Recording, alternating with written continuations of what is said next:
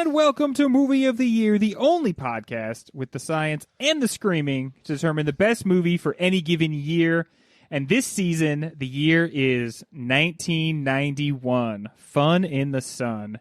And I'm here with my two ultimate Huns, Mike and Ryan. How you doing, honeys? Hun is short for honey or short for Attila the? No, not like the, barbarians? What were the Huns? I mean, Germanic warrior to other peoples? people they were barbarians, but I think I guess they it would depends think on of your... themselves as very civilized. We just want to live where you're living, right? I think that Ryan the Hun should be my name, and Mike the Little Honey should be Mike's name. Ooh, I love Mike the Little Honey. Mike the Little Honey. Mike the Little Honey. I'll be adding that in after every Mike, unless I forget right away, which I'm doing now. The thing I can't forget is that the movie we're talking about today is... Barton Fink! Barton Fink! That's right. It's a Coen Brothers movie, and producer Dave just pulled me aside and said, this is the first Coen Brothers movie we've ever done. That's unbelievable. That means that we have Wow. been definitely avoiding years with The years Coen that Brothers have, movies. yeah. Because any movie that they made in any given year would be in our bracket. Yeah. And Ryan, you know what? I'm going to... Ryan. give you a point for saying that, because everybody should know that this is not just a friendly conversation between friends. Oh my God, no. This is also a game show, and I will be awarding points for cogent analysis. Points well made. Anytime I have a deep belly laugh, some insults towards me will get points. Some compliments towards me will get points. Weirdly, there are compliments and insults towards me that will have the opposite effect, and it's going to be so hard to figure out what's going on. But believe me, internally to me, very sound logic to the entire thing. I do also want to point out that Coen Brothers are on my director's team, which means that you guys were legal. It was legal for you guys to watch this movie, but not future movies. Right. Like how, the way neither one of you saw Dune. Correct. That's Denis Villeneuve, and Greg, he's on your He's director's on my team, Yeah. so you couldn't have seen Dune. And how none of us saw Last Night in Soho. Last night, Soho, we just Right. didn't watch. I didn't out of solidarity with you guys. You know what? Mike. You little honey. That's that's amazing. But to return to the Coen Brothers, or let's put the Coen Brothers aside for a second. Even beyond that, Barton Fink. So this is our first Coen Brothers movie, and it's Barton Fink. Do you have any history with Barton Fink? Do you have any feelings about Barton Fink? Were you a little shaver watching Barton Fink in the theaters as a small child? Anybody? Oh, I remember being. Well, I grew up in a small town in Italy, and I had to run the Cinema Paradiso, so I had to turn on the projector when Barton Fink was released. Of course. And my family would cheer me. All I did was turn on the projector, but they would be like, "Oh my goodness, my Italian baby," and I'd be like, "You could just say baby, guys. We're all Italian. This is so weird." But Excuse my poor Italian manners. You're right. so deep history for me. But this has always been the movie to me of, oh, you don't like the Coen Brothers. Is this why? Yeah. Did you accidentally watch just this movie? Is this the movie that you see in all of their other movies? Like, are you watching Oh Brother, which is basically like a sort of live action Looney Tune? Yeah. And just seeing Barton Fink. This is why people don't like the Coen Brothers. No Country is one like in my top 10 favorite movies of all time.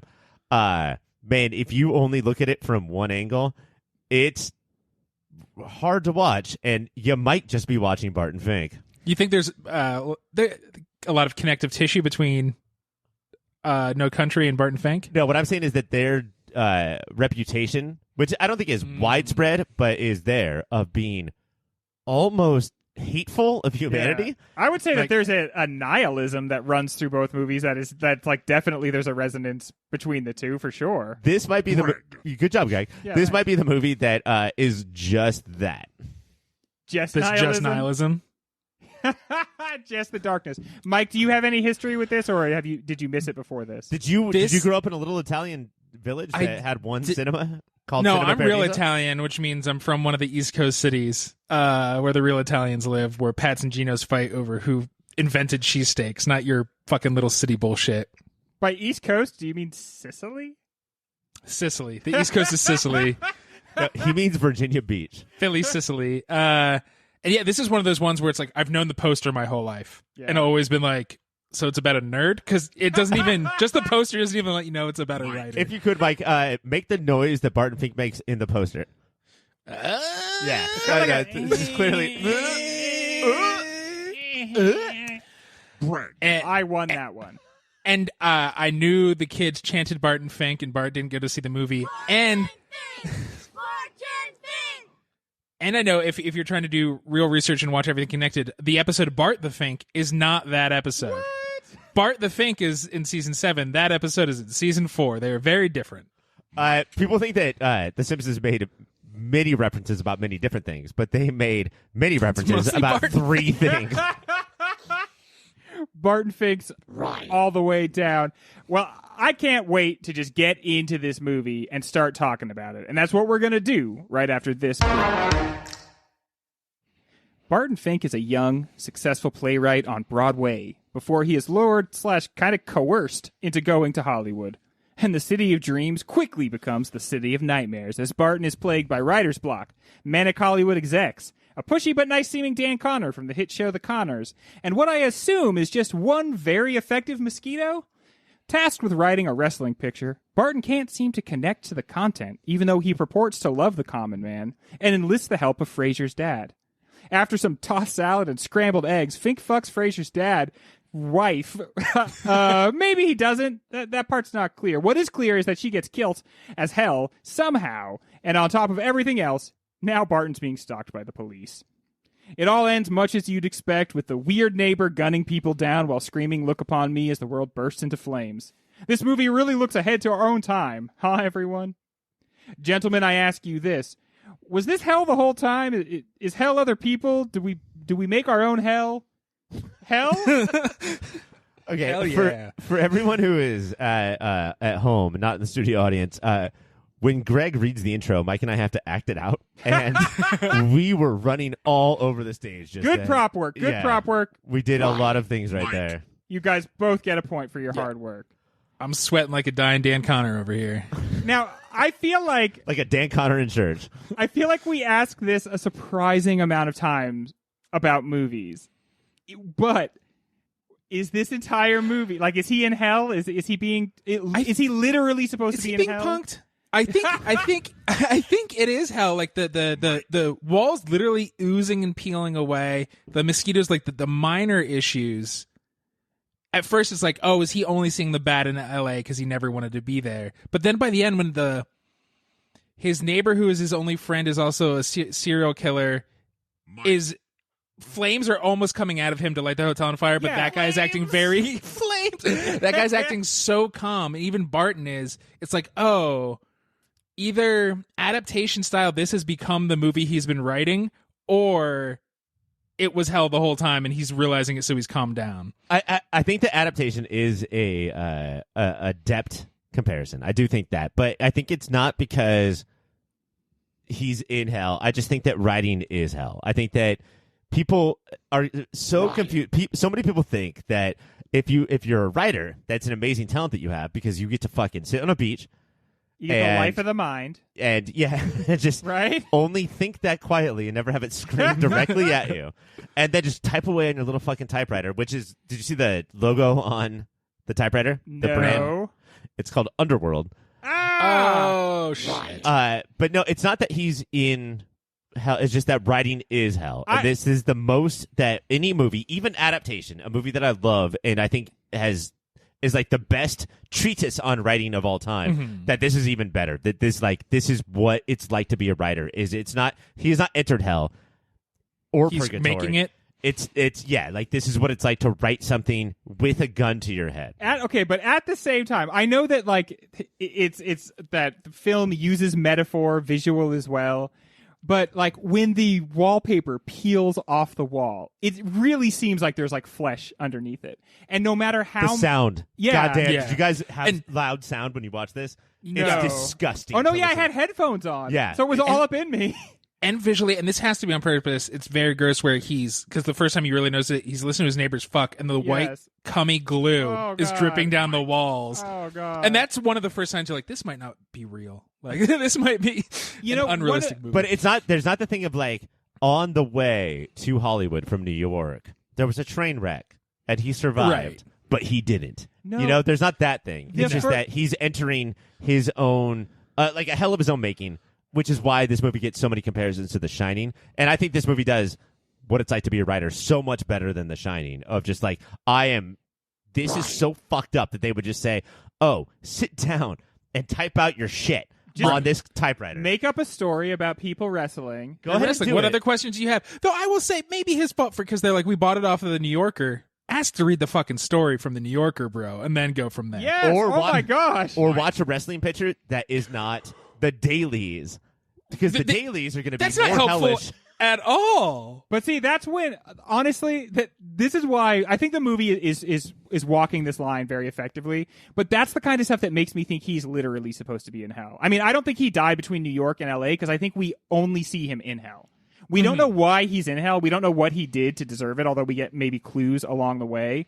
But it seems like everything is pushed so far that there needs to be a supernatural explanation. Like, why, when John Goodman, the serial killer, Munt, why when he comes back, the flames follow him? Like, is that just visual metaphor, or is it like is that supposed to be happening? Even before the elevator goes off, they're in a fairly busy hotel, and the cops just know it's Munt and start shooting before they see anything. Like, what do you mean fairly busy hotel? Like, we really only see one guest and one That's the employee. thing. I guess it's true, and we think hear that's other guests. I think that's a clue for it actually literally being hell, though, because you see evidence of other people, but besides him and John Goodman, he never sees anybody else. We see shoes. Yeah. So many shoes. Like down all the way Are to shoes shined every week hall. or every day? Like, But and then I really do think it's supposed to be that he is like in hell and he is alone there, even though there's many people in hell, but he's in his unique version of hell.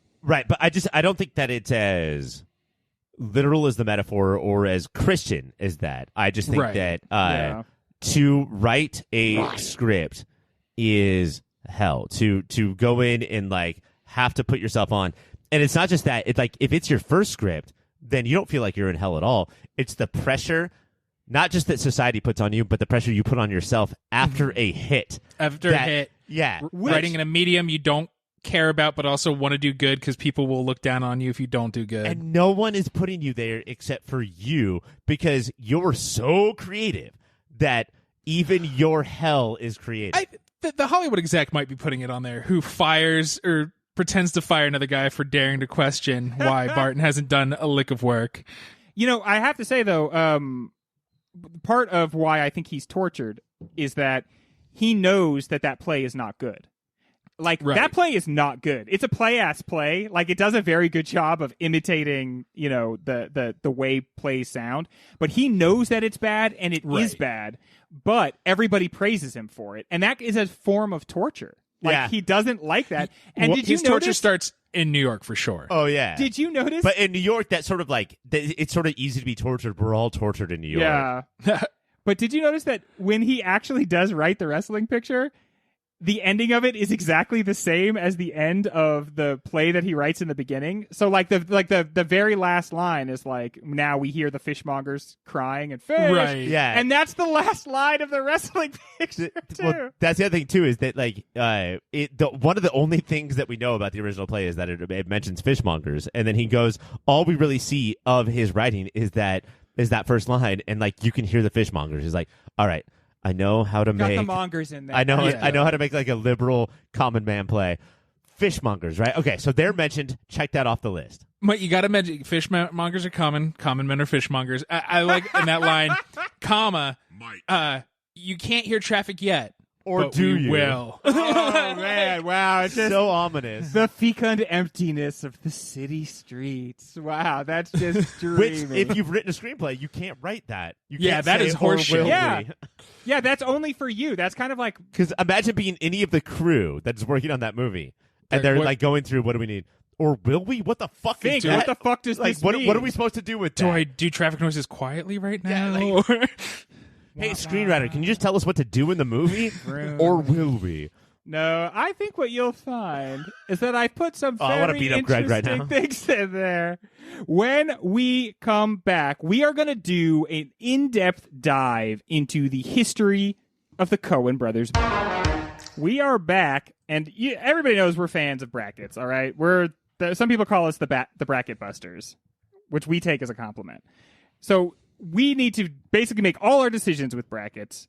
And what we wanted to do for this one is talk about the Coen Brothers actors. Who are the best of the best? Is it best of best, you think, or most important, most iconic? What are we going for? Most here? Coen-y. Most Coen-y. I like that. Yeah, I mean, I think that, like, first of all, I have a real affinity for this. Like, if you are a director that just keeps going back to the same 6 or 8 actors, I'm down. Like, Yes, some people roll their eyes, and I think Wes Anderson gets too much hate in general, but people are already Yes. like, and Fresh Dispatch, he's going to use a couple of the same people. It's like, Of yeah, course he that's... is. It's fucking, he has a lot of that's his success with those troop. people. he yes. has Bill Murray and Tilda Swinton. So, yes, you should probably use I'm those gonna two. fucking go to... That's what you sound like to us, everybody, okay? When you make those claims, that's what you sound like to us. And this one, for the Coens and Barton Fink as a playwright, it feels very Playhouse, where because it's the same crew will always do a different play, but it's always the same group, and that feels like the community the Coens have built. Yeah, Very and like when I'm writing a script, I have people to write to. Yes. Mm-hmm. Yeah. And if I don't, I have to have that conversation of, I'm sorry, Bill Murray, but you're not going to be in this one. I have to. You don't look good in a bowl cut as a serial killer holding a cow thing. Well, I And disagree. I think with Wes Anderson and with the Coens, they write such elevated worlds that if you find actors who can do your dumb Yeah. bullshit, Yeah. you're That's the gonna thing go is back that, to them. Can you speak Wes Anderson? You know, like, Right. he found Edward Norton could speak Wes Anderson, and then he was in every movie. And I think that we're trying not to use Coen Brothers actors, but Coen Brothers, I Really think, have definitely dodging found that. Well, let's get right into it so that we can use the Coen Brothers actors. Your first matchup, and we went in there, we mixed up the seeds. This is all above board, all right? No. Don't say it's a below board. Yeah, we didn't rig shit. First up, number 1 seed, Steve Buscemi versus number 8 seed, Jeff Bridges. And now Jeff Bridges is interesting because he's the star of their biggest normie movie. Is that Big fair to say? Lebowski. Yeah, Yeah, the one that like everybody likes and everybody knows. unless you're a Ryan.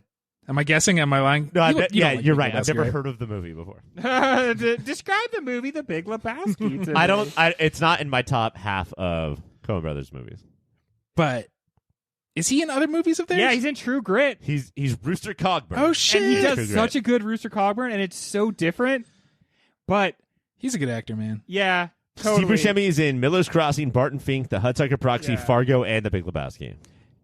And I feel like Steve Buscemi would not get the career he had without the Coens. Like, they're the first one. He's like, hey, we know he looks weird, but give him a chance. And he decided he could act circles around everybody. I would not put, honestly, a very small cast, and as much as I love the movie, and as much as I love the actor, I would not put Barton Fink on the resume. Like, him No, as not Chet is really. like, Yeah. you know, he does his job, but it's whatever. But I think that Miller's Crossing and Fargo is really the one where Yeah. Yeah. he is. Well, I don't know what to think of you at any moment until you start feeding people into a wood chipper. And then you're like, oh, he's the hero. I get it. Yeah. Well, wood chipper first, and then Steve Buscemi. Yeah, I think that Fargo is the one where like he helped make the Coen brothers a little bit, but they totally like made Buscemi. They gave the gift of Buscemi to all of us. All right, Mike, who do you think should move on? The Buscemi Boosh. or Bridges? The Boosh. Ryan, what do you say? Yeah, I like True Grit, and I like the dude, but I think the Boosh. Yeah, not that my vote matters in this instance, but I would have gone with that too, and with the same reasoning. Like, it's nothing against Jeff Bridges, but that Buscemi just feels like the most Coen brothers pick possible. Next matchup is number 4 seed John Goodman versus number 7 seed John Turturro. Got a little a Barton Hot Fink John off. on John? a Barton Fink fight. Now, but obviously, when I think of John Turturro, even though this is his movie, when I think of John Turturro, I really think of the Jesus from Jesus. Yeah, right. Like, again, maybe Big Lebowski's so normcore at this point, but that particular performance really, like, that's something I remember almost the most out of Big Lebowski. But see, like, for me, with John Turturro in The Big Lebowski, and I don't mean to keep shitting on it, I'm sure it's a fine movie that lots of good movie likers like. But Thank you, Ryan. that whole thing is so, let's make this weird. He licks his Yeah. bowling ball. Oh, my goodness. Barton Fink, impeccable performance. Like, it's wonderful. John Goodman is the one actor you were like, if you watch him in anything else, you're like, well, he'll never be in a Coen Brothers movie. And yet, he makes every Coen Brothers movie star and a half better than it originally was. To be this likable serial killer. The only likable character in this movie is Goodman The serial as killer, yeah. is the serial killer. The Cyclops. It's so funny in how this Oh is like- Brother. We're going to be talking about that again with Silence of the Lambs, right? He's the most Yeah. likable character in that movie. The Cyclops in Brother. Oh Brother, he's like intimidating, and then he's the record label guy in Llewyn Davis, right? Yeah. And yeah, man, this guy, he is so fucking good in every way. Why is he not the biggest actor in the world? Also, we should mention this guy's in the Pop Filter Hall of Fame. He is in the Pop Filter Oh, Hall of yeah. Fame. And he has this thing that the Pop Filter Hall of Fame nominees all have, winners all have, which is the second I see him or his name, I just smile. Yeah. Like he makes Oh, me we're so good. happy. We're totally good. We're good, man. We're in the hands of John Goodman. He is so good at playing like the nice guy. He's so good at playing the evil guy. And then I don't know if we're allowed to count this, but his John Connor is Dan Connor. I do. No, I want to His- see in the Terminator reboot, He John could, Goodman right? is John Connor. And now he's in the Righteous fucking Gemstones too. Yeah. And he's so good Yeah. in that. And We he's love like you, he's the John Goodman. Brian Cox of the Righteous Gemstones. Yeah, like for he's sure. the fuck off. Fuck off. And the talking about not a Coen Brothers thing, but in 10 Cloverfield Lane, he uses his I can be scary or Yeah. I can be the friendliest person, and just goes back and forth throughout that the whole Remember time. how Dan would get like on every season of Roseanne? there'd Oh, be, like, don't 6 date a times Connor daughter. where he would just get so crazy scary. But the big one was when he beat the shit out of Jackie's boyfriend. Oh yeah, That beat her up. Yeah. Mm-hmm. man, you do not want to get a beating at the hands of Dan or John fucking Connor. Well, he's well endowed, so it's unfair of him to do that. All right. All right. Who is going to move on? Is it John Goodman or John Turturro? Mike? I gotta go with the good man. Ryan? As do I. Yeah, this is nearly a slammy D, which is incredible to say about John Turturro. So I think it actually says a lot more about John Goodman. Next up is number 3 seed George Clooney versus number 7 seed John Polito. Ryan, not for me, and not for Mike, but for listeners, who's John Polito? So John Polito was in Barton Fink, and John Polito is, I think, what a lot of people talk about when they see Jared Leto once again putting on a fat suit to be a character actor that we used to have people act as when it was the 70s and 80s. This is the assistant to the exec. Yes, but Oh this my is God. such an shit! off character. Anything Coen Brothers movie or non-Coen Brothers movie for him, because he's always screaming, Yeah. sweaty, red Right. face. Like he is He's from. like a police commissioner type, Yes, right? Yes, Like yes, but totally. chomping on cigars. he's from the movies of the 30s. Yeah. But he's just in, and that's why it's awesome when Coen Brothers do period pieces, because they know who to cast. Yes. Of like, oh no, you would have been sort of semi-famous in the 30s. People were particularly heavy in the way that you're heavy, Right. in the 30s. So you wear your weight like a man from the 30s. It's just like, get out of here. You know, like that voice. And he's in, I believe, 7 movies: Miller's Crossing, Barton Fink, The Hudsucker Proxy, Big Lebowski, The Man Who Wasn't There. That's 5. Let's say there's 2 more. That would equal 7. Going up against a star of 3. But those three, Yes. man, the Yeah. Kloonster, and like for- the star, like the Well- white hot incandescent star. Star of Oh Brother. Yeah. Mhm. I would say supporting character of Hail Caesar, and then the star of Intolerable Cruelty. So how does that math add up? I guess this might be Are- a strike against him, but I forget Hail Caesar. oh exists. no, Hail Caesar's so good. Well, He's and the then worst he's part a- of it. He's a sup play of Burn After Reading. Do we just not talk about that movie? No, he's also in Burn After He's Reading. he's carrying that sex pillow around throughout the whole movie. I love how Coen Brothers, like Martin Scorsese did it with Robert De Niro. Coen Brothers did with Frances McDormand. Now we have to go to George Clooney. And Martin Scorsese was like, oh, Robert De Niro, we have Leonardo DiCaprio now. That's how we're going to spend the back half of our career. They just let George Clooney star in all their movies. And for the most part, I think it worked. But Yeah, I think the Steve Buscemi's make sense. Like the people who are interesting and weird and make choices. But for George Clooney, who at times has been like one of the biggest Hollywood stars, obviously loves. Everybody else is like, just be George. And they're like, be fucking weird, George. He's like, yes. And so sometimes that's delightful, and sometimes it's we've all fallen in interesting. love with George Clooney 5 or 6 times in his career. Yeah, but sure. Oh Brother was one of them, right? I'm just like, Oh, for what sure. are you Oh doing, my you gosh, little nerd? yeah. You handsome Stay nerd. out of Woolworths. When he pulls his fake beard down while singing that I'm a man of constant sorrow. Goodness gracious. Polito to me is so Coen. I don't know what to Yeah, do here. one is like a star outside of Coen Brothers, is kind of only does his shtick in the Coen Brothers movies, and then you have a guy who is like more distinctly Like Coen what he's Brothers. gonna get when he screams at you, he's gonna get so hot and sweaty he's got to pull his collar out just to like I'm gonna kill you. Well, who's it going to be, Ryan? Is it George Clooners or Joe Polito? You know what, George Clooney?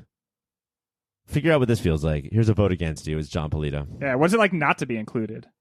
Now you know, perhaps. Mike? I'm going to make sure he's included and say George Clooney. Oh, Now you have to vote, Greg. that means it comes to me, and I'm going to say, it's the Cloons. I want it to be John Polito for that argument, but honestly, I got to go with my heart, and I'm a Clooney boy. All right, up next is number 3, Frances McDormand versus number 6, Tim Blake Nelson. All right, so let's talk about Tim Blake Nelson. Oh Brother, and then he was the Buster Scruggs and sung that the song titular. right Oh at the my beginning. gosh! Ryan. But there is no Coen Brothers without Frances McDormand. She's like the third Coen brother, right? She's the if first it's cool to be Coen married brother. to your brother. It goes Francis, Joel, Ethan. Yeah, and like serving so much in so many. How many different movies has she been in for them? Oh, Greg, that's such a fucking crazy question. I can't even believe you asked it. Here we go. Got Fargo. Blood Simple, Raising Arizona, Miller's Crossing, Barton Fink, Fargo, The Man Who Wasn't There, Burn After Reading, Hail Caesar, and The Tragedy of Macbeth. So like all of the Almost all of them. the very good A lot of ones. Now, a lot of those are voices. Like Barton Fink, she played an actress The on phone? stage that we did not see. She played the phone. She crouched really small and played a telephone. Yeah, ring ring, everybody. Pick me Ring-a-ding-ding. up. Francis, too much? If you could pull back a little bit from that, that'd be great. But who is this other hombre we were talking about again? Tim Blake Buster Nelson. Scruggs. Yeah. Uh, Busty Scruggs, the second brother. Because it's John Turturro, Tim Blake Nelson, and George Clooney, right? Or right. the three. When we think about Coen performances, when we think about performances in the history of film, I go to Marge Gunderson from Fargo. Yeah. It's one of the best of all time. So realized, so three-dimensional, like all these different things. Well, so who's it going to be? Her or the other one? I think it's got to go with Franny. Ryan? Franny McD. Yes. Yeah. I think we are all in agreement of that. Well, we are into our second round now, and let's see who we got. It's Jeff Bridges versus John Goodman. What do you What do you think, Mike? I don't want to be this asshole. Didn't we all vote for Steve Buscemi? Oh, did we? Oh yeah, we totally did. Ryan, what have you done to us? This is probably Mike's fault. If We you all think about it. chanted the Boosh, Yeah, we were like, which I "Bush, guess I Bush, didn't realize it's Jeff the Boosh Bridges. All right, well, Mike, now it might be a little tougher for you to decide because it's Steve Buscemi versus John Goodman. It would have been easier a second ago. Yeah. I think I have to go with, once again, the Boosh. Ryan? It's crazy because Buscemi's, I think, biggest Coen performance is Big Lebowski, playing Donnie as like Yeah. the Jerry from Parks and Rec before that existed. But it was John Goodman that made him the Donnie, and then also all of these other performances has got to be Goodman. So now it comes down to me, my least favorite thing. You know, if it's just dude I like the most, it's definitely... No, I'm going with John Goodman. John Goodman moves on. I can't help it. I pictured him, and it was like, what are you going to do? All right, up next is George Clooners versus Frances McDormand. I hope in real life they have at least kissed. Oh, for sure. This whole crew has everybody's swapped. Right? Okay, good. That makes me happy. What about one butterfly kiss? Is that more intimate than on the lips? That's too intimate. You're disgusting, you monster. That's saved Yeah, for like the what- marriage bed. I'm sorry. Wouldn't you rather kiss somebody on the lips than like just do that thing where you rub your nose? And your face is so close. And you just feel their hot trash breath. Yeah, dude. After you've been married for a while, I could not imagine smelling somebody else's breath. Because you're used to their trash breath, but other Yeah. people eat Yeah. different trash. I know, and then it's What- gonna like smell different. Why your mouth smell like that? Put more onions in your diet. Why did you eat a fish skeleton? I'm a cartoon. Because I needed cat. a xylophone. You knew this going into this. I was a cartoon cat. This is what we do when we don't want to make tough decisions. That's the everybody. Paul Abdul MC Scat Cat fight that broke them. Ryan, George Clooners, or Francis Oh, no, this is McDormand? very easy. Clooney can kick the fuck. Mike, do you agree that Clooney can kick the He's fuck? lucky he got this far. Yeah, this is like such a slam dunk. She's balled him up and absolutely dunked him down. So now it's John Goodman versus Francis McDormand. Now, one is in the Pot for the Hall of Fame. Is one soon to be in the Pop Filter Hall of Fame? Honestly, yeah, I can't believe Frances McDormand's not in the Pop Filter Hall of Fame. I think the original 8 we started with, there's arguments for all of them to someday be in the Pop Filter Hall of Fame. Except maybe John Polito. Sorry, John. Oh, damn. How dare you? I'm a working actor, and I do my best. Who do you think it is going to be, Mike? John Goodman or Frances McD? She's been called by some the first Coen brother. I think there's a reason for that. I think it needs to go to her. I agree. John Goodman being in the Pop Filter Hall of Fame, you know that we love him. But McDormand doing all of these different things, when you think back on McDormand, you think that she is like a star because her characters are so similar, but they're not. They're so crazy different. And her in Raising Arizona, as opposed to Fargo, as opposed to, going outside of them and talking about Nomadland or Almost Famous, like, it's got to be Francie McD. I think she's going to crush Lady Macbeth. I think she's going to be terrifying. Oh, my gosh. Yeah, that is going to be really good. Well, congratulations to Frances McDormand. We are fans of Frances. We're frenzied. And we were the first. And we were the first fans of Frances, yeah. Perhaps future Pop Filter Hall of Famer. Who knows? What I do know is that when we come back, we will be talking about another interesting point about this movie. Well, that is very, very funny. Or very sad, and perhaps now you have something to think about. Or very problematic, and perhaps we have something to think about. But in any event, I'm sure you have some reaction to what you're listening to. So why not check us out on the social media? You can go to Instagram or Twitter and find us at YourPopFilter. Email contacts@YourPopFilter. Hey, everybody, keep watching them movies. Are the Coen brothers just writing what they know? Or is the setting of Hollywood and the focus on a writer something more than just that? What are the Coens trying to get off their chest? Their collective chest. I feel like this is their third or fourth movie. They wrote it when they were struggling with their third, so I think it came out as 4. They wrote it as a response to struggling with Miller's Crossing, which I find offensive on so many levels. Like, it's so hard to do this movie. God, I hate it. You know what? Let's take this rage we're feeling, bro, and let's just pour it into a completely different script.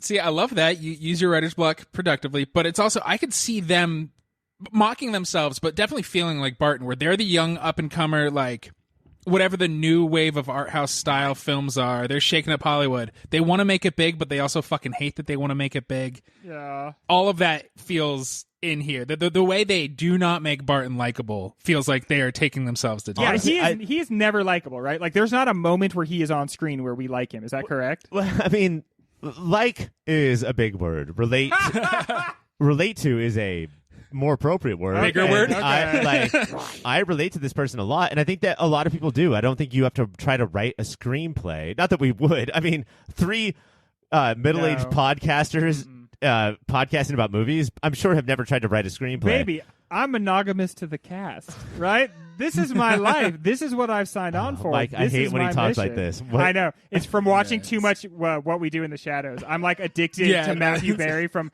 What We Do in the Shadows, and it's not it's gotten unhealthy. I want to be this guy, but I don't think it's him. I think I want to be the character that he is. If What We Do in the Shadows, that's not an option.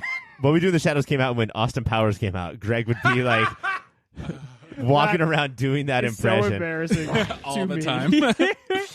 But yeah, I think that to be more serious, I kind of think that because we have Barton Fink, we don't have Kurt Cobain and David Foster Wallace on our hands.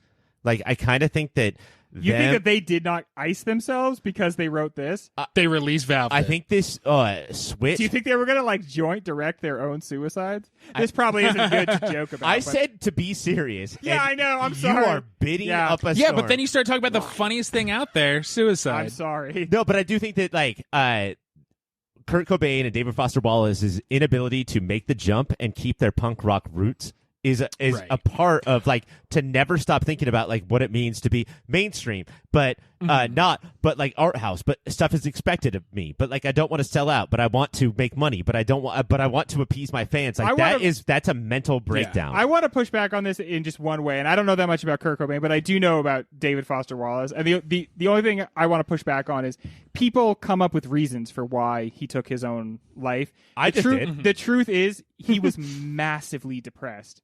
Well, they always are. Yeah, but I mean, like, so that was the reason. Depression killed David Foster Wallace. That's what did him in. Okay, so I'm lumping all of these artists into one thing, a little bit like the Coen Brothers are doing when they throw Total Recovery, their version of William Faulkner right into this, and just say like all our heroes are assholes, right? Yes. And we're also assholes, and can we make it through this? I think that Barton Fink was an incredibly important through in their career. I think there's a benefit of being a duo where you're not dealing with it alone. And so you have your Joel or your Ethan to bounce these dumb ideas off of you, and they can take the piss out of you. I think the importance of being a duo is like what me and Greg have gone through on Movie of the Year, the podcast. Oh, that's so mean. Ouch. So what am I? I'm just going to go fucking David Foster Wallace myself, and he gets the point for that? Put a bandana on. Put a bandana on it. Put a bandana on. That's like go get your shine box. Go get a bandana. Don't you say that to me. Go get a bandana. Put a bandana on. And they're taking themselves to task, and they're also still getting their fuck Hollywood, because look at everybody who's mainstream Hollywood here. It is the Faulkner type, Frasier's dad. It is the guy who looks like Dennis Nedry, but I know is a different actor. Mike, do you see this as a middle finger to every single part of humanity? Yes. Yeah. Unless you're a secretary, I guess that they're into creative secretaries, and that's it. No, but like, I mean, this is a deeply dark and nihilistic movie, right? Like, there's nobody left at the end. There's no one you're supposed to try to be. But see, that's the thing that I think of. Not that I love the fact that we didn't watch Barton Fink's plane almost go down on the way to Hollywood, but it did. We all knew that it did go down, and that's why he's in hell. But we are looking at everyone through Barton Fink's eyes, and including Barton Fink. Is that the same as looking at humanity through the Coen Brothers' eyes? And I mean, yeah, looking at their oeuvre, you can tell that they're not huge fans. I totally disagree. I think that this is the one where you like if you watch the rest of their movies, you can't say that. Like they have this reputation, like we talked about before. But I think that they do love humanity. I think that they were making a different point, or they were in a different place in their lives, or something was up with this movie. We've talked a lot about Fargo, and specifically Frances McDormand. That Marge Gunderson is Marge Gunderson. I will argue they like individuals. They do not like humanity, because you can only name Marge Gunderson. So each movie might have one person I think that's true. who breaks their rule, but mostly what about her husband? At every level. Her husband is also a very nice gentleman. Mike, her husband is eating a sandwich from Arby's, and then she leans over and says, "You have Arby's on you," and then uses a napkin to wipe it off his mouth. That's fucking marriage. And that's what we all aspire to be. That is exactly what we all aspire to be. I want to be that guy. Do you both have brothers? And I've noticed there's a lot of like filmmaking brothers and filmmaking siblings. Could you imagine that? Like, is that helping them or is it hurting them? Oh, no. I would say if we did it, me and my brother, I would do all of the like filmmaking. Yeah. All of the talking to the actors. I would put the camera where it belongs. I would talk to the producers. Yeah. And my brother would just be like doing one-arm push-ups while the other arm is giving everyone else the middle finger. Wow, he gets a tattoo. I think they are so lucky to have found a brother they can work with. So many. I just watched the national documentary "Mistaken for Strangers," and it's mostly about how being a younger brother of a famous brother sucks. But the younger brother sucks so much, and so the minute they try to start doing with each other, it implodes. Like that's normal brotherhood. Well, sometimes it's not blood; it's found. Like making movie of the year, it's me and Greg are brothers, and it's just the two of us. But just because this is so hurtful, I feel bad. I had to get you that other point. Taking it too far. I had to give you your point. How does this, as directors, stack up to the other Coen brother movies? The thing is that like, I sometimes struggle with what does it all mean? Because there's some weird shit in this movie that I can't explain. Yeah, no matter how many times I watch does it. it come together like regardless of because if it is hell, there's a lot of weird stuff that doesn't need to be going on in hell, so it can't be hell, but it kind of seems like it is. Does it like actually at the end? Does it cohere? I don't. Do we need that? I think that it coheres as much as I want it to, which is this is what it's like to write. And You have said that a lot. when John Goodman throws out a Heil Hitler out of nowhere, Woo! Yo, that I laughed my ass off because it was like, okay, sure, let's do that too. I can just sort of ignore it and just let it be the movie that I want it to be.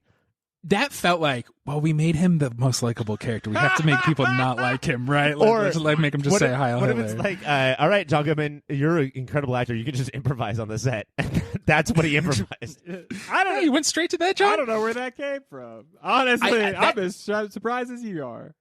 Him doing that, and then the movie exec suddenly being called the Colonel and being an outfit is why I think that the back half of the movie is the movie Barton finally is writing and turned in, and why the guy's like, this is trash because it's so where does it break? over the Would you top. say? Does it? In fact, is that our next question? Though, are you jumping the gun here? There's a I don't know. very famous take on the movie that Ebert wrote about, and a lot of people think that it is about what it was like to be in Germany pre-World War II, and how you will let your neighbor, you'll just slowly learn that your neighbor is a psychopath and not give a shit. So when he says Heil Hitler, Yeah. he is proving that's to be the case. I don't get that from the movie.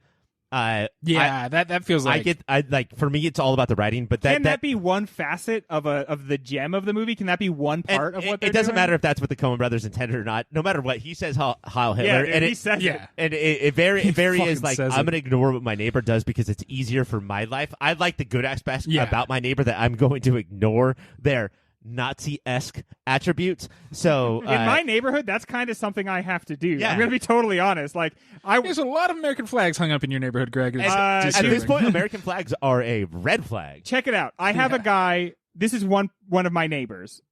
He has a banner out on the front of his garage, and it says "Anti-Biden, pro-American."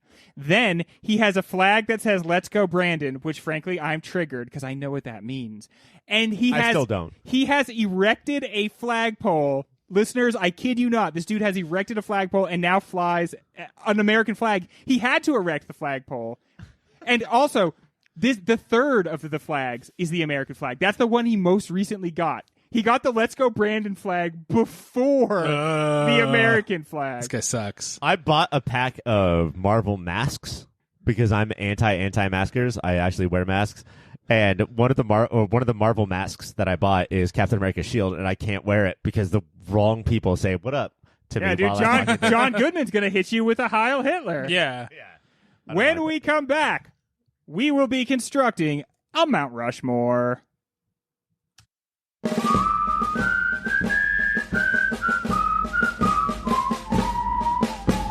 Mount Rushmore! Mount Rushmore, perfect in every single way. 4 completely lovable gentlemen. The land totally just owned by the government, and so we don't have to worry about that part. Really, the only thing about it that is not perfect is presidents are boring. It's boring You to know what's know weird? about them or think about them or vote for them. If you use a spray paint can, it's graffiti. But if you use a chisel over many years, it's called art. Yeah, it's Bullshit. That's what I did to my abs, and believe me, they're art because they're chiseled. But I am in an awful lot of pain. We can never do a live show, guys. The way that we talk about our 3 bodies on this show. Our perfect bodies, you're saying? Or Adonises. Yeah. We're almost too attractive, so we can't we can't do it. we can't really Dude, be Beatlemania all over again if we did a live show. seen all over again. Mike. So let's zhuzh up this mountain, and I gotta say, I can't imagine a better thing to replace these crusty old presidents with than some of the biggest stars of 1991 television. 91 television. 91 was a time where you would be like, can I go out on a Thursday? Probably not. I don't NBC know. says no. Yeah, NBC saying I gotta be home. I guess I could set up the old VHS to tape it. But man, these VHS tapes are getting pretty expensive. Unfortunately, my VHS was already recording onto AMC because Yeah. AMC was playing Terms of Endearment that night, and I had to watch that. delicious terms of endearment. What's the sweet commercial breaks in terms? Come on. If you have those VHS tapes from now, the commercials are more important. Oh, than the yeah. Oh, actual for movie. sure. You just get to the commercials. Ryan, since you made such a good point there and got a point, why don't you go first? Who belongs on our 1991 TV Rushmore? Craig, 91 television on a pop filter show? Yeah, Talking about Barton Fink? you bet. Is it John Goodman? Dan Connor, star of Roseanne. And I know that he is not the titular character, but who is the person who grounded that show and made it the popular show that it was? Who is still Becky on that number show? 2. Who is Sarah Chalk? Who is Yeah. still on that show because he did not tweet a bunch of tweets about racism and stuff like that? I think it's John Goodman, a.k.a. Dan Connor. Honestly, what John Goodman does is he's like, they're going to let me improv. And when they let me improv, I just vent a little bit of the racism I got in here. Yeah, dude. Let it out. Just It's get the it on out. character. You don't blame it on Ambien. No, dude. Roseanne's problem is she has so much vileness in her, and it needs to come out all the time, not just when she is pretending to be a different version of herself. But she's just being funny, cancel culture. She's just She being probably funny. should have sang the fucking national anthem once a week to let that man. poison out. Can you even remember what a time we were in where if you spit during the national anthem, that's what we found offensive? It's so funny that that was like her other big, most controversial thing that she did, and she was in trouble with the opposite people that she's in trouble with now. But she's been What a canceled. weird life. But John Goodman has not been canceled. But really, it's Dan Connor, Not John Connor. not John John Connor. Connor. But you know Or what? Sarah Connor. Maybe it could work. That is right up on the mountain, and what a great head to have up there. Mike, it's to you now. Who do you think should go on our Rushmore? 1991, Friday nights, one programming block reigned supreme, and that was TGIF. Yes. In 1991, a little show made its debut saying, what if John Goodman was a fucking dinosaur? And Earl and his crew, to take this weird Jim Henson-esque thing, they've been trying to make it since before The Simpsons, and they were like, no. But then The Simpsons did very well, and they're like, I guess people would like a weird family. And so they finally got to make it. And to have a puppetry-based, where they all die at the end, I know not in this season, but all the weird dinosaur bullshit, and it rocketed to the top of the charts. People love this show so quickly, it's baffling. When Mike talks about the show, he says, and I know, all the weird dinosaur bullshit aside, all of that goes without saying. Remember when his boss came over and his boss is like bigger than the So house? big, like just a Yeah. big ass dinosaur. Remember that not the mama baby? And then that baby grew up to be the attorney general? Eric Garland? I did Merrick not Garland was that baby? I did not know that so many people liked the show Dinosaurs until William Barr came out. Oh, yeah, it was really- And people were He like, did look a lot like that. this baby. dude had looks the like same fucking- liver spots modeling. Honestly, listeners, if you are driving, pull over so you can Google something real quick. If you are at home, get in the car, Google this thing real quick. Imagine that idiot in a high chair. Look up the baby from Dinosaurs and then look up a picture of William Barr. They are the same person. And for that reason, Mike. the baby is going right up on the mountain. William Barr. All right. Like much in my life, the first things I'm presented with, I'm like, I love this, and I wed myself to it forever. So I already have two up here.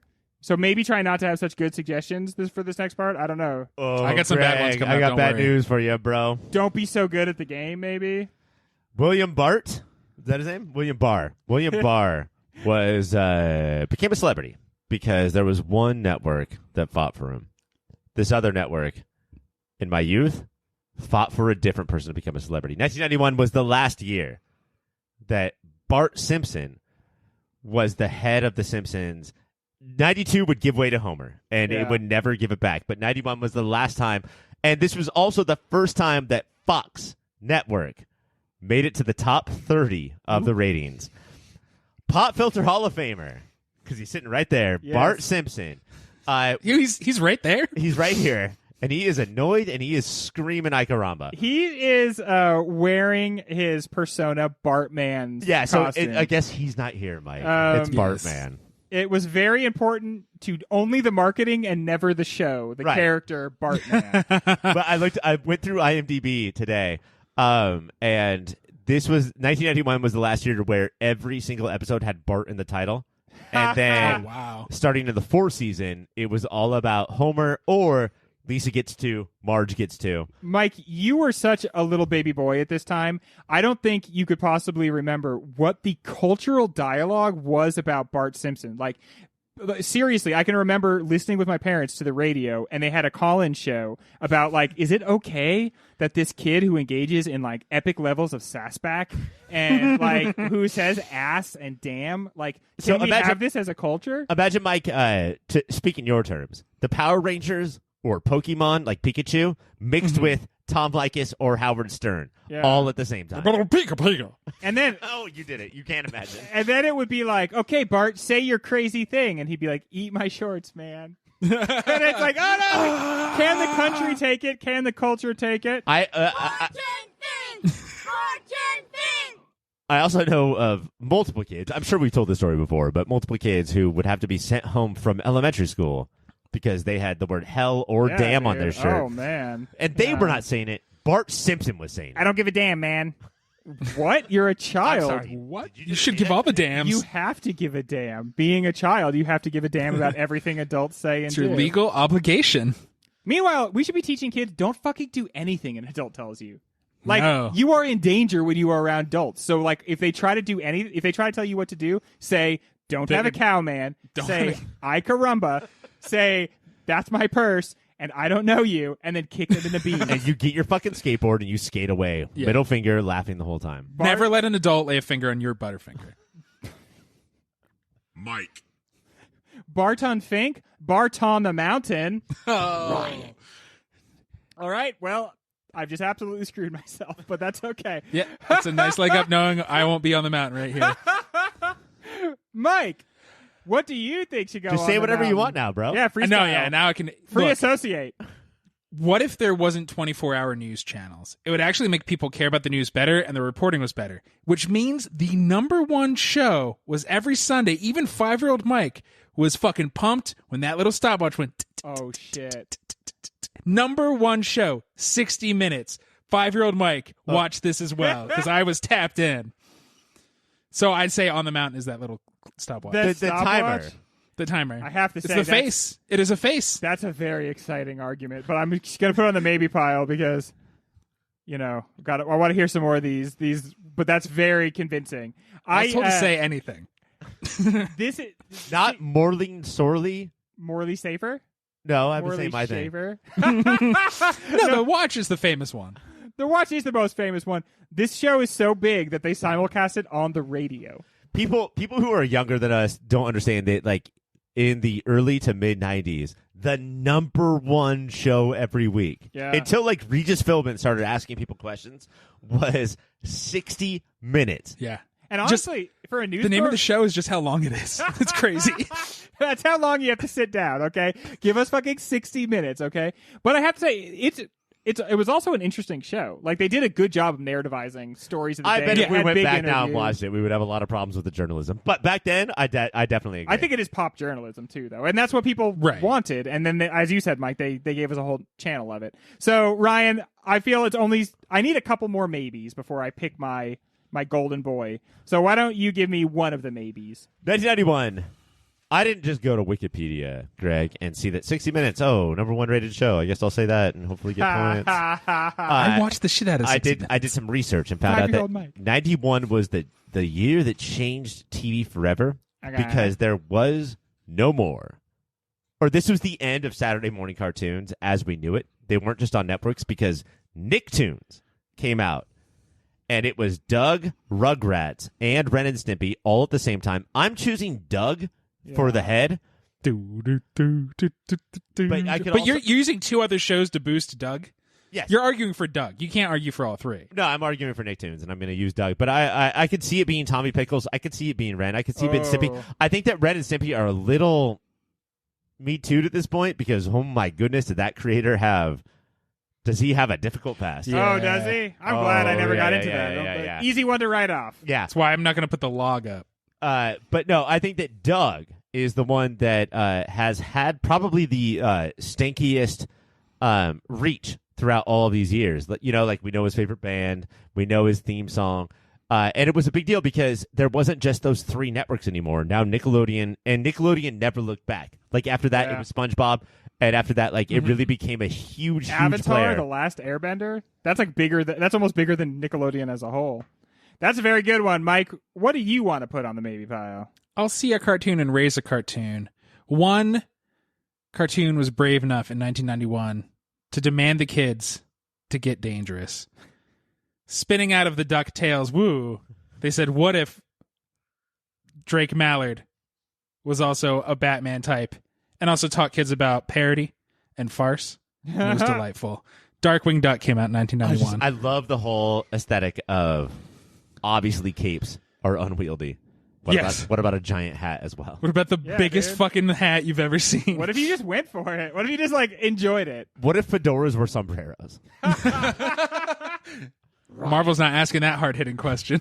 What if? Well, I love that. Wait, I got one more. Can we do one more? Okay, one more each. Jeez, I indulge you. At one point, one vice president said, hey, this show has disgusting perverts that will have babies without husbands. And we have to talk about Murphy Brown again. Murphy Brown, of course. We have to talk about Murphy Brown. Dan Quayle went out of his way.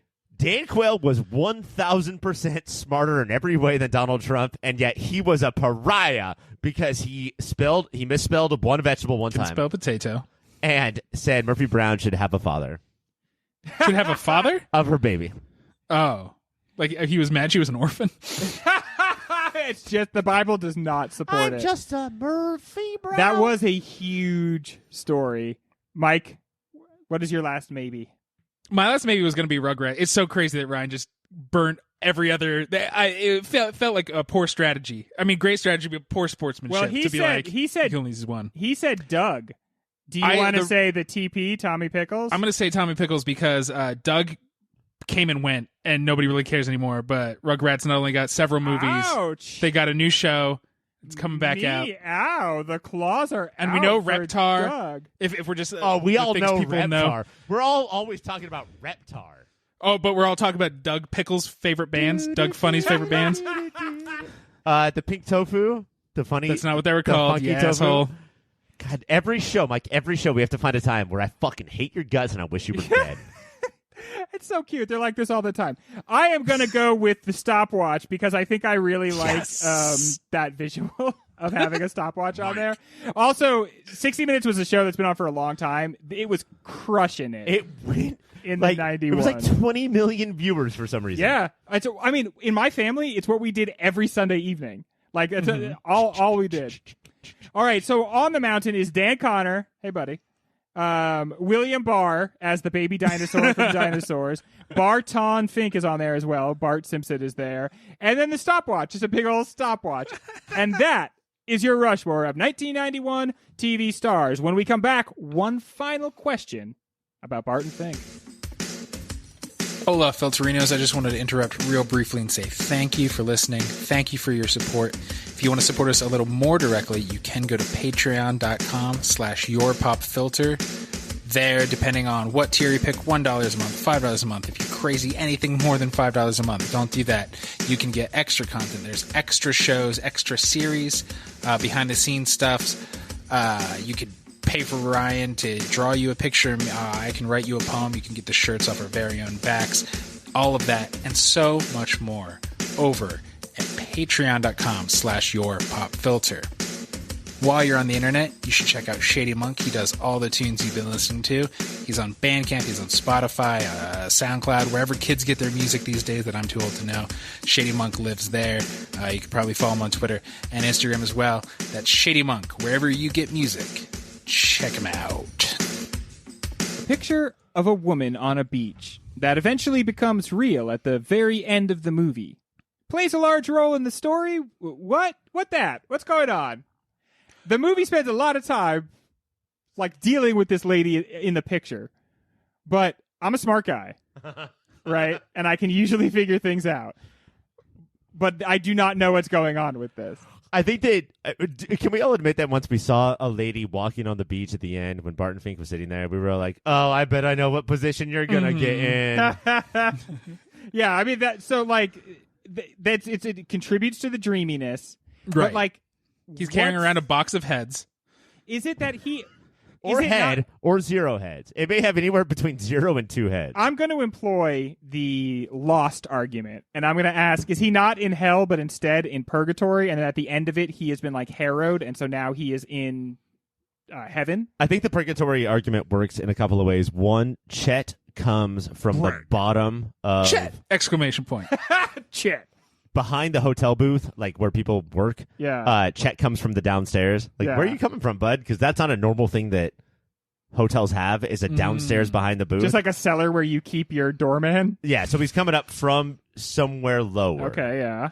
So maybe it's not hell. Okay, I like that. And two, the studio head very clearly says, "Hey, make him write forever. We will never make one of his Right. pictures. Yeah. He is going to write for us in perpetuity. We will literally never write one. And he's never going to learn to write a Wallace Beery wrestling picture. He's always going to write like his fruity liberal pictures that he wrote the first time. He's got So- that Barton Fink flavor, but this guy has everybody could write Barton Fink flavor. Yeah. What do we think that means? And also, That's fucking purgatory. doesn't John Goodman almost say as much because he points out his biggest flaw? He points out the reason he's probably You caught in don't this. listen. You don't listen. You say you're a writer, but you don't listen. I'm telling you, I have things that are going to you want to write about me. Right. And I'm Right. right here, and I'm constantly telling you I could tell you some stories. John So many Goodman, stories. just I his- bet you could. His frustration in the first half of like telling him that he has stories, he's about to say one, but he never gets mad. He just gets a little frustrated Yes. in the background as Barton Dude. Fink interrupts him. How much work do the beads of sweat do in this movie? John Goodman's ability to like sweat at dramatic moments has to be How does he do unparalleled. that? I Is he believe like me, a Buddhist monk where he can raise his own body temperature and heartbeat? So for me, it's like I can't decide when to stop sweating, but he can actually get like dewy, and then like at the moment where he is most frustrated, one bead of sweat just goes like. The other thing too about the picture, which is an interesting word, the picture Yeah. in the hotel room. He says, Drill down on that. You should be in Man, I'm getting pictures," decimated. to the lady at the Yes. end. And we all think it's like, oh, you're so hot, you should be in films. But what he's saying is, not. you I should want be to put in little borders around you and hang you on my wall. Yeah, right. I want that because isn't that ultimately what it is? He's idolizing this very fixed version of a woman, and he's not waiting. He's not like looking for better than that. He's waiting until some woman comes in and literally conforms to that. But the thing too is that while he's writing, the thing that distracts him the most, even more than the oozing paper with the sound, what did you call it, Mike? The sound of jizz getting shot out Yep. of a penis. Sounds like something I'd say. The thing that distracts him the most is a painting or a picture in a hotel room. What is the lowest form of art? What is the all Hotel says- art. Hotel art is the lowest form of art. All he's trying to do is up the ante or like the artisticness of films because he makes plays, and the thing that he can't get enough of is hotel art. Bro, you are the common man. You've been the common man this entire time. You're the basic man. yeah. I also think it's that he makes his life more hellish than it needs to be because how much he fucking cares. Even other writers are like, if you chilled out, it'd be easier. He's looking at her just chill and stare at the ocean, be on a beach. If he did anything else, if he left that hotel room for a day and lived and got to see it, like everybody's been telling him, he would be a better human being and a better writer. You cannot do that if you're a writer or a podcaster or a watcher. You cannot do that. You can only see people enjoying their lives through screens or frames. You can only look into squares and see people enjoying and Try to relaxing. guess how to relate to it. And then sort of see is that how you relax? You can't actually relax. And that's why we sort of have a good ending. Although I don't think the ending is, I don't know. It's not that it's not telegraphed. I don't think that it's clear. Like I've really tried to figure out this ending, and I don't know what it is. I That's think the it's biggest- very. Go, Mike. I think it's very purposely fucking figure it out, and that's what like it made me go, ew. No, wait. I like There's not enough annoying things to make you hate it. They stuck the landing. They did not do the Olympic hands in the air because it was all messy the whole way, but they wanted to be messy just because it's different than most movies. What about at the end where during the end credits, they all looked at the camera and sang, "Why do you build me up, Buttercup?" Was that weird? That was a little weird. I bought it. But I think that is ultimately, I don't know, I guess I see more like you, Ryan. I see it as a strike against the movie that like, they're like, well, we didn't quite get it all to come home, but you know what? That's all right. We got to say most of what we wanted to say, and we'll leave it in a kind of a you figure it out space. And I is think open-ended are movies the only medium we do this where open-ended means bad? Well, no, we love on this podcast. We love open-ended movies, but only when it's like the lines are kind of going towards each other, and you can figure out how to connect them. You have to see the foundation, even though if it's confusing to you, you have to look down and see that there is plumbing. And I don't think this is a knock against the movie. I just think that like you can't just do whatever you want. And I guess I don't think it's as long as it all comes together to all add up to mean something. I think it means something. This is like one of the more poetic movies we've watched. I mean, like Come and See obviously is as well, but where it's I can argue that it's hell, and Ryan can argue that it's writing, and we're both right. I like that the pipes disappear if we're using the pipe metaphor. I don't think any argument about it will. I don't think you could like say it is hell and have that consistently work. I don't think you could say it is purgatory and have that consistently work. I don't think you can say it's not and have that consistently work. Right. And so like I do want to eventually come to a thesis, even if it's very vague, and have it all sort of change my thesis or gel with my thesis.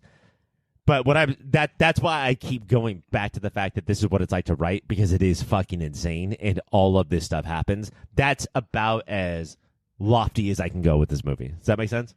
Yeah, I think it opens up a lot of doors, and it like has a lot of elements to it that are very interesting and profound. And then the closer it gets to the point where you were supposed to resolve what you're saying, the more it feels like they kind of went like, and then he says Heil Hitler, and then this happens, and then and it's like, because we're kind of talking about the Holocaust, we're kind of talking about the afterlife, and we're definitely talking about how difficult writing is and making movies. I mean, what about this? Like, I think that Barton Fink going back to that hotel art, and I like the photograph or the painting that's in his room of the woman on the beach, like, is really important in the movie. And I think that when he sees it at the end, when that woman recreates the picture, that sort of almost like studio note saying, well, you got to end it with something that isn't hallways burning. What do you mean? Why? We don't exactly want Heil Hitler to be the last line in the movie. Because what if he screams it and looks at the camera? Or just like, maybe he was supposed to be in purgatory always. Like, that's where he is going to be comfortable, and he found it. He's just always going to be looking at that thing, writing for no reason. Because when he wrote for a reason, it fucked him up so much that he created this hell for himself. So now he's in this purgatory where he's writing for literally no reason.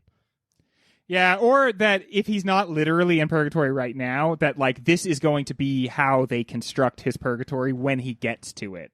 Like he's like kind of like prefiguring his purgatorial stay. Because let's be honest, Barton Fink is so Barton, and the studio head is so studio, that he's never going to write a script where the studio head is like, all right, let him out of purgatory. Yeah. Like, that's never going to happen. The only way he could do it is if he does the opposite of what he does, which instead of copying a script he wrote earlier, copy a script that somebody else wrote. Which other people tell him to do. Yeah, like, right? Just get it out of your system, just man. do the things. There's a name that we haven't said at all, I don't think, and that's Judy Davis, who I think is absolutely phenomenal in this movie. And he gets so upset at Judy Davis, who plays like William Faulkner's ghostwriter / lover / ghostwriter. And he gets so mad when he finds out that she's the ghostwriter.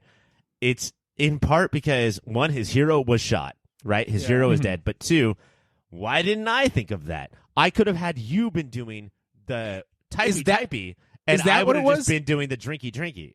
I don't know if it's that. I feel like it's Milli Vanilli thing where he's like, I feel dumb for looking up to this person who isn't artistic, who he gave a pass for beating women. He's like, son of a bitch, but he's a hell of a writer. After he sees him punch a girl in the face. Which, who can't say that about Among Us, So I didn't see it as like, oh, I want her to do this. I think he punk rock really wrestles with, she's like, yeah, let me do it. And he's like, I thought he was going to, after they fucked and waking up, I did not expect her to be dead. I thought there was going to be a treatment for him to go off of. He called her to help him. I think he wanted a lot of help. But he didn't know she did that. I think it was more just like, I need a sounding board who's not Charlie, because he doesn't respect Charlie. He doesn't respect himself. And side note, there is a long history of women who were like the writing assistants for their husbands and like wrote a lot of their stuff or have a lot to do with it. Both Tolstoy and Dostoevsky, like their wives were deep up in their writing. Guts. And wow, I had so much more good stuff to say right there, but then Speed Round came in. What is the best wrestling picture? Ryan. Go, Ryan. Is it Ready to Rumble with Scott Foreign Conn? objects! That's what he yells when Rose McGowan takes her shirt Mike, off. have you seen the film Ready to Rumble? I might have seen Jimmy the King. I've seen The Wrestler. Oh, wait, Ready to Rumble. Oh, the wrestler. That's But the it's wrestler. the wrestler. But it's probably the the wrestler. wrestler, right? Ryan. There you go, Ryan. I'm the one who said, oh, fuck this fucking Don't bullshit. be. Ryan. Yeah. One of the many battles Barton must face is his masculinity versus the men of California. Are the Coens saying anything more than that all writers are soy boy losers? I think they have low thoughts about themselves as far as women go. I think that they think that they are losers. I think it's also every kind of guy sucks in this movie. There's not like one version is good. They're just saying like, aren't men the worst? But I think that they have made them the extreme worst, whether it's John Goodman or John Mahoney. Just like, these are the worst types of men, and aren't we good instead? What other famous sitcom dad could have been in this movie? Oh, Tim Allen? No. Oh, he would man. have been trash as the William Faulkner That type. is such a bad answer that I have to give Mike a point because I'm upset. Red Foreman. Okay. Red Fox. Mike. If Red Fox was just part of the writing team. Ryan. Red Skellington. I wish more people could see the all right head nod that Greg gave Ryan. Who do we know that dances like Barton Fink? It's Charlie Brown? It's straight up me. When Barton started dancing, my wife pointed and laughed because that is how I dance all the time. He even did kind of the punk rock elbows that I'm dude. unfortunately famous for. Also, let's point out the fact that people in the military look at Mike and the way he dances, despite the fact that Mike was in the military. Yeah. But everybody I served with looks at me the way those army guys look at Barton. Mike, you were famously in the military. Thank you for your service. Do you think it is stolen valor to go to a USO dance if you're just a fucking No, because civilian? his uniform That's is his his brain. uniform. His uniform is his creation. That's how he serves the common man. I think writers do more for their creative good than veterans. This is a dance for boys who are going to be shipped off And that for World War II. first sailor is like, can I cut in? And he expects like, oh, of course. Of course. And he gets a little bit of pushback, and it starts a battle between the Army and the Navy, shot like a 1940s farce. But wait a minute. Aren't soldiers kind of the common man? Doesn't that mean that Barton Fink's not living the Barton life Fink that might not care about the common man. He might hate the common no. man. Did you watch this movie? Oh, no. Mike. What secret images would you put on the back of your tie? What secret image would we all put on the back of our tie? I would put Mike naked and just show people. I think mine would seriously be in a naked lady. I think that's the one. Maybe that's not a great answer since that's what the serial killer had on the back of his tie. One of the A very good book. just the cover of a book. Yeah, just a super good. One book. of the most soy boy parts of Barton Fink is when he sees John Goodman's tie and he's like, "Ew, that's weird." Like, "Oh, he hates women." No, that's fucking awkward. Yeah. When somebody Yeah. shaped like John Goodman shows you the bottom of their tie and there's a naked lady Yeah. there, how would Mine you would- like me to react? Mine would be a magic eye, and the longer you look, you realize it's John Goodman naked showing you a tie Of a very covered woman. of a very dressed woman. That is one of the worst parts of being a dude is when you're just like with another strange dude and you don't know his vibe and he doesn't even know your vibe and he does something like that. Oh, and yeah. you're like, hey, you like that? And it's like, no, dude. But he's always first to strike. I'm gonna get to know Yeah. this dude's vibe. Yes, yeah. I'm just gonna test out a little bit of light racism, see if he's one of those types of guys. And no, we're not. When we come back, it's award season. Awards. Many covet them, but few ever win them. Awards. So, how many Oscars did this win? Can I get a readout of how many Oscars? I think it was nominated for 3. Okay, so we can get some noms, but no wins, right? Didn't take any Who down. is going to award this an Oscar? I don't know, because here's the thing. It is about Hollywood, so that means They Hollywood love types. that. But there's no Hollywood figure that comes out looking okay. This is dirty as shit. Yeah. And I don't want to get to recommendations yet, but Don't. okay, it's gonna get to that soon. This is a crazy movie for 91 because they had to hire a new cinematographer. Do you know who that was? No. It was Roger Deakins. Who He dat? went on to do most of the rest of their movies and get 11 Academy Awards. Do you know why they had to hire a new one? Because the old one died in a plane accident. The old one had to make a movie, direct a movie in 1991. The Addams Family. It was the Addams Oh, Family. wow. Ryan. That's fun. All right, the first award we are handing out is More Like Barton Stink. Now, Mike, what do you think is meant by More Like Barton Stink? The Barton Fink. It's the name of the movie, name of the protagonist, but more like Barton Stink. The time he's the shittiest. Okay, I like that. I like that interpretation. When do you think he's the shittiest? For me, it's that son of a bitch. Don't get me wrong. He's a great writer. To the person who just got hit by that drunk asshole. Oh my god, that's He pretty still good. doesn't want to lose his writing hipster cred of Yeah. who he looks up to as an artist. I still love him. Do you think Frasier's dad there kind of accidentally purposely hits her?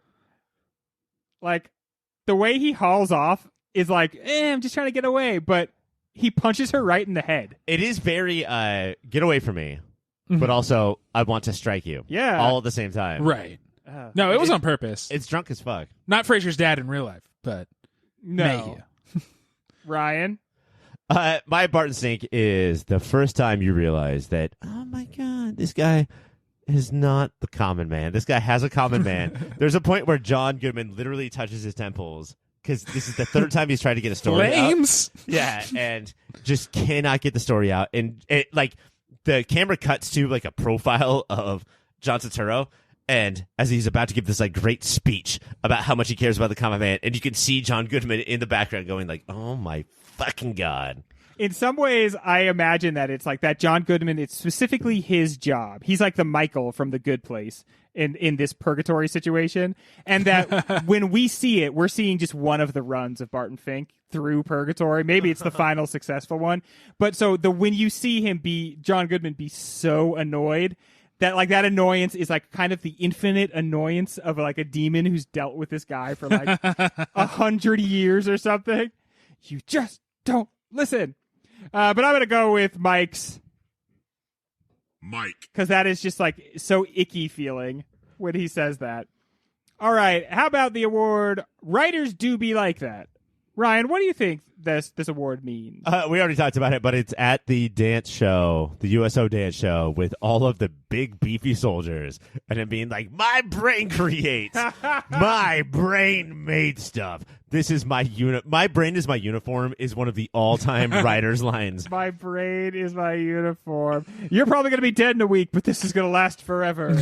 What the fuck do you think you do, bro? I understand how hard it is to sit in front of a typewriter, but what the fuck do you think you do?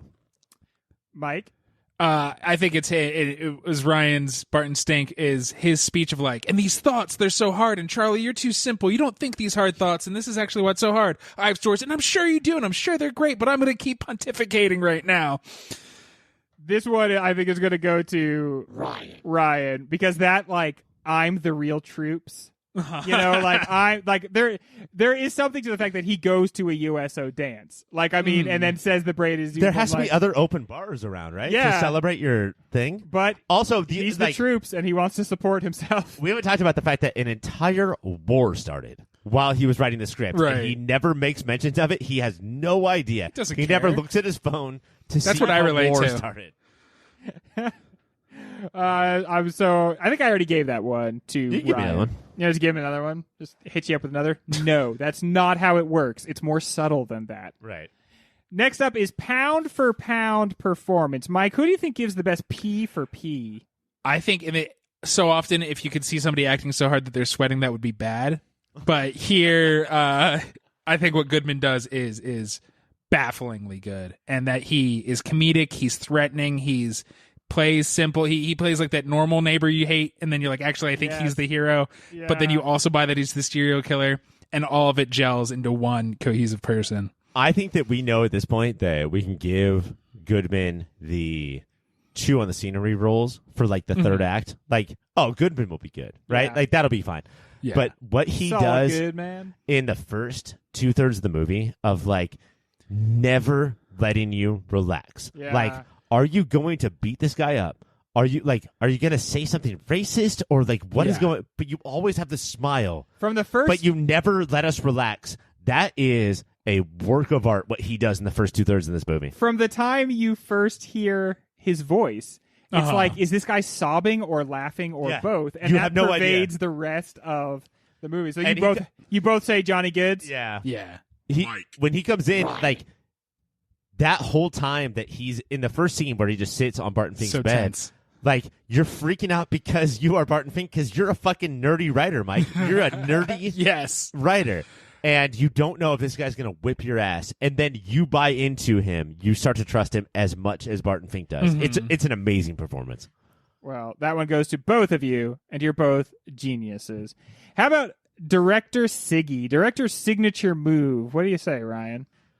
I thought about this a lot. And I think that to sum up the Coen Brothers in just one shot is hard, but I do think that back then it was about the genre bending. And it was about the what the fuck kind of movie are we watching? And what is real and what is not? Like, what is the thing that messes you up the most? And so this is not a crazy one. There's a lot of ones where like that feel Kubrickian, you know, especially if we're talking about The Shining. But the one that really hit me was from Turturro's point of view with John Goodman on all fours, like egging him on to come and wrestle him. And Come wrestle, friend. come wrestle, and it slowly moves in on him. And you're like, what the hell? What movie am I watching right now? I do not know if it's a comedy and how funny it's supposed to be. I don't know if this is a horror movie and how scary it's supposed to be. Like, what the hell is happening? And I think that's what they do the best is just move their camera in such a way where, like, you don't, whatever genre expectations you had are done with, dude. That is horrifying and hilarious all at the same time. Very good. Mike?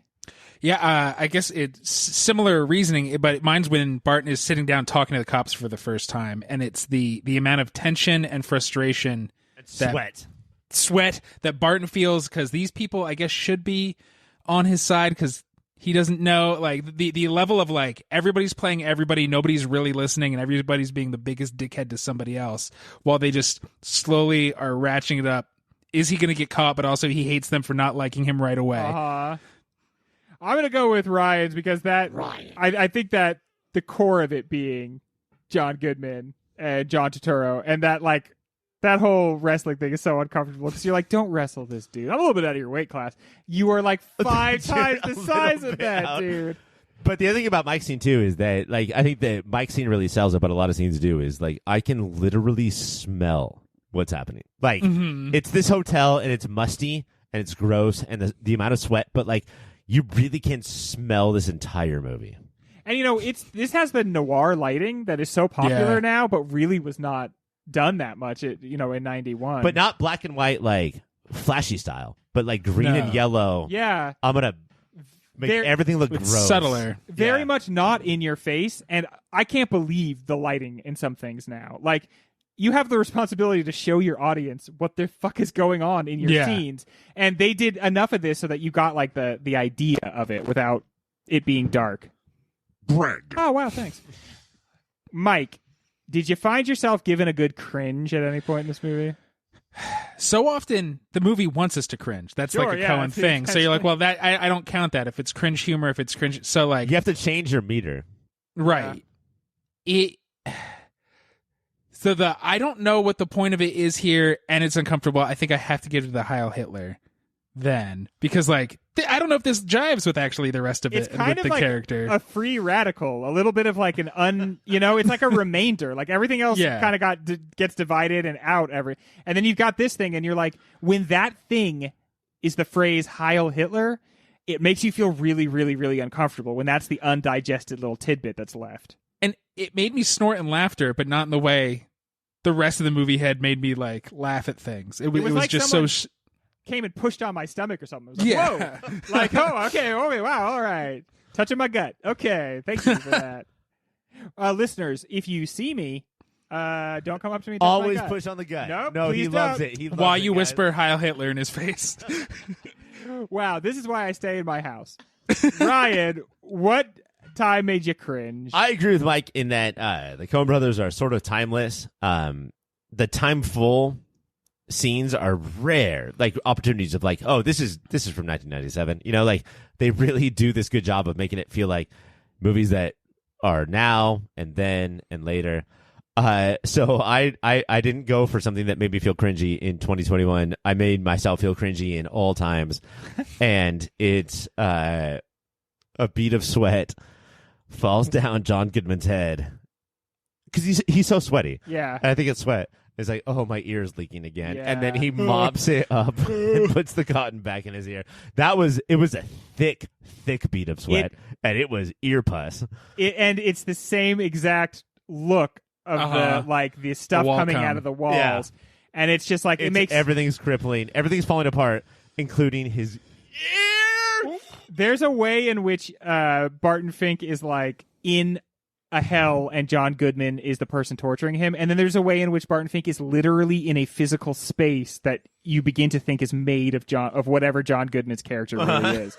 that like he is like organically standing inside the being of John Goodman. Which is it's great because you think that you know what your hell would be, right? You think that you would know it's all by annoyances, but you don't know what your annoyances are. Yeah. What your annoyances are is a character like John Goodman coming into your life and just being around you. That's what your hell is. What's so good about it is did you notice how often Barton Fink is literally just about to press a key? And that's when John Goodman comes over and knocks on the door. So when he finally gets himself to the point where he's actually going to write, on a roll. He's just about to do it, and John Goodman comes and knocks on the door. Mike. I gave that one to Mike. Now let's get into our recommendations before we head off into finding out who won and talking our last comments about this movie. Mike, what do you recommend if you enjoyed Barton Fink and you wanted to pursue some more of that vibe? I think if you're into Barton Fink, you want to be tense and you want to talk about how writers are actually monsters. I'd say the little 2012 film Ruby Sparks, starring Zoe Kazan and Paul Dano. Paul Dano is a writer, and he starts writing this character, and she comes into his life. Now, you guys both went to my wedding where I typed up a fictional character, and you guys watched that wedding. Was that weird?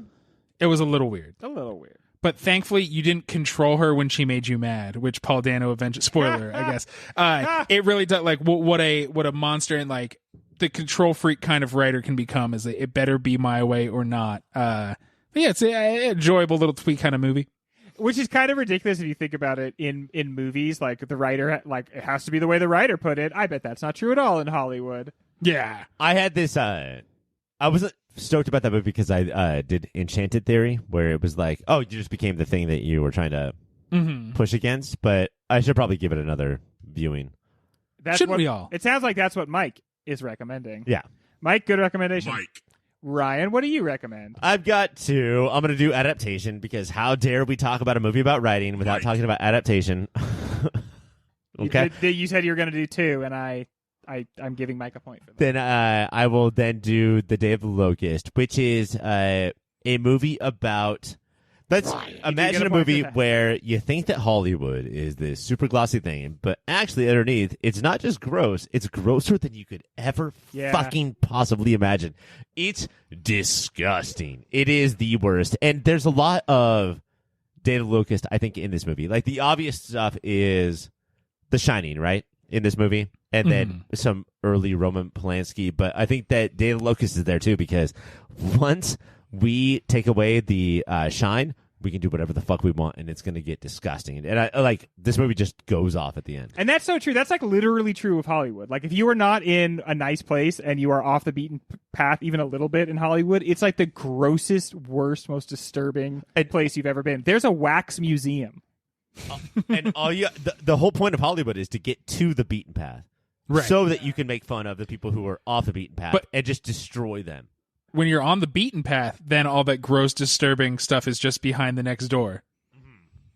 And this is Day of the Locust of the infamous 1975 movie Yes, of the it years is. The bonus season episode. Yes, that we just wrapped, the season that it will always be. Again, on I would say the movie that Greg and I dislike the most, that recommend the most, right? Yeah. Like, is this the movie that you would recommend the most, that you dislike the most?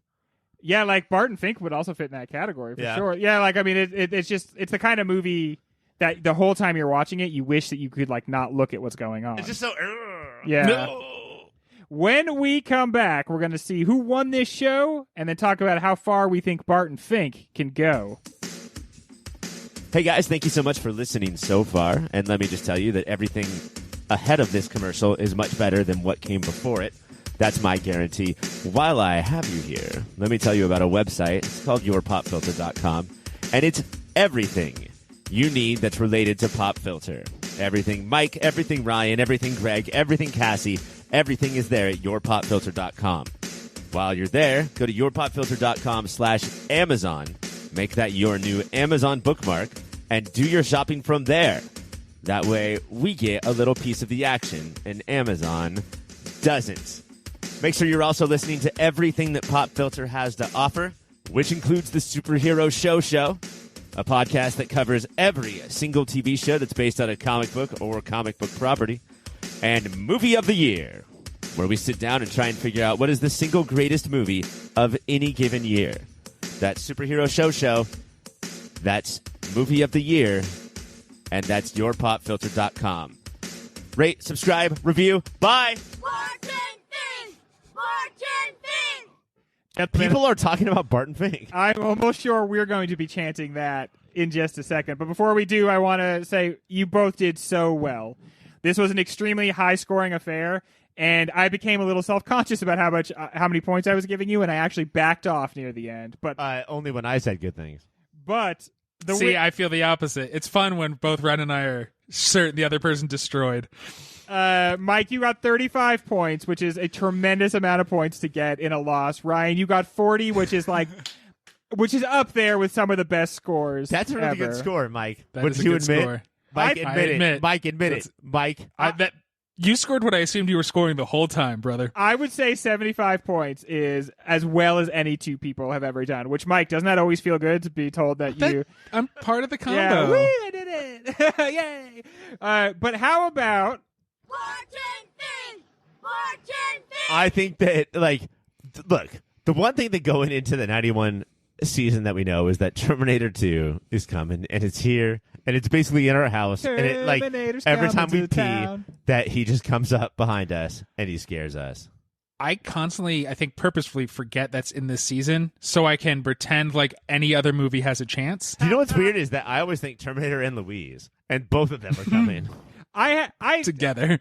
I'm obviously the Terminator 2 guy, but I'm imagining... I think me and Mike are the Terminator 2 guys. I'm imagining... I guess everybody's a Terminator 2 guy, but I'm just imagining really having to be like, I vote for Terminator 2 over Barton Fink. And I don't know. I don't know if that happens, to be honest. So, I think this movie is a strict masterpiece. Do you remember when Barton Fink says to the old elevator guy, do you ever read the Bible? And then the elevator guy says, the Holy Bible? Yeah. The Holy Bible. Does that happen? And his response is, I think I heard of it. That doesn't happen in Terminator 2, dude. This movie is going to win. Yeah. Mike, do you agree that this is probably on the fast track to win it? Yeah. Yeah, for that moment alone. Yeah. I think it has everything in place that it needs. It does. And again, Greg, I think you said this in the beginning of the episode, but the first Coen Brothers movie that we've ever done for the show, Wild. that's insane. And honestly, I felt like it was a weird one to do, and maybe it is, but I'm glad this was the first one. Yeah. This is a cool movie, and it's different than everything they make. And But it it's so doesn't- fucking weird. But it's so weird and awful and gross. This is among the grossest movies we've ever watched. Oh, man. Do you remember how thick the drip I do, from Ryan. John Goodman's I do. ear Drip. is? I was do so remember thick. how thick. So the one thing I like about this show, or one of the things, I guess I like a lot about it, is it is very unpredictable, though. So I do think just because we all think Fink right now doesn't mean that Fink is going to be what wins in the end. Okay, so we're all Fink right now, but Yeah. I will say that this is almost borderline come and see space for me. Yeah. Like, I think that it might have the, I'm the weird one. Uh-huh. That could go far in the bracket, but maybe not take it down. No, but see, it's matchups. That's the thing. It's just one movie going against another one. So think of some of the movies we're going to be talking about and having me say, what is going to move on? Barton Fink or Terminator 2? Fink. Barton Fink or Silence of the Lambs? Greg, did you Adam's Family. Barton Fink or Adam's Greg, did you tell people about the Coen Awards of this year? About what now? The You tell Coen. the people. Con! You tell the people. Okay, James Caan invented it in awards, right? And it won Best Actor, Picture, and the Palme d'Or. Excuse me. Which is like Best Picture Plus. And then after that, they had to change the awards and say no other movie will win more than 2 awards. You can't do it. It's mean. Everybody also is going to get the a best movie in the history participation trophy. of Cannes. I buy it, dude. This is a movie for movie folks. I mean, the ones Yeah. who love and hate it, you know. And I think the hate is basically what's covered in this movie, but I think it is for the people who like have lived in that world I feel and like- really enjoy it. I feel like For the Greg's- mature movie folks. I feel like Greg sees it and Mike hates it. I feel like as far as like movies for movie folks go, Greg sees it. He's like, cool. And Mike's like, not for me. When I see movies for movie folks, Yeah. You know, like, so, like, The Artist. Do you remember The Artist? I fucking hate The Artist. Yeah, Okay. that's what I'm saying. Death of the Artist, I say. Oh, this for doesn't movie count, folks. obviously, Mike. but It feels good in the heart. well, this is a podcast for movie folks. And we are done talking about Barton Fink for now. It's hard to believe. This is a long-ass episode, and it feels like we still left some stuff untalked about. But that'll be good for the finale. Until then, hey, everyone. Keep watching them movies.